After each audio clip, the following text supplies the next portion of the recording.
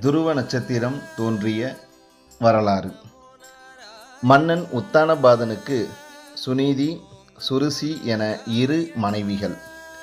சுருசியின் மகன் உத்தமன், சுனீதியின் மகன் துருவன்.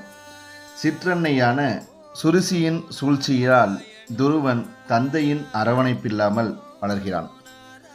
தன்னுடைய மகனை சிற்றன்னையான சுருசியிடமிருந்து காக்க விரும்பிய தாய் தன் மகனை சிறுவயதிலேயே காட்டிற்கு தவம் இருப்பதற்காக அனுப்புகிறாள்.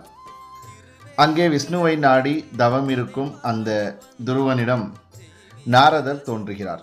நாரதர் தோன்றி ஓம் நமோ பகவதே வாசுதேவாய என்ற மந்திரத்தை உபசரிக்கின்றார். சிறுவன் துருவனும் பசி, தாகம், கடுமையான தவம், மழை, காற்று என எதற்கும் அஞ்சாமல் விஷ்ணுவை மட்டுமே நினைத்து தவம் இருக்கின்றார். துருவனின் பக்தியில் மகிழ்ந்த விஷ்ணு அவனுக்கு அருள் புரிகின்றார். அவனுக்கு வானத்தில் உயரிய இடத்தையும் அழியாத நட்சத்திரமாக விளங்கக்கூடிய துருவ நட்சத்திரமாக விளங்கும் வரத்தையும் வழங்குகின்றார் ஸ்ரீ விஷ்ணு. இதுதான் துருவ நட்சத்திரம் தோன்றிய வரலாறு.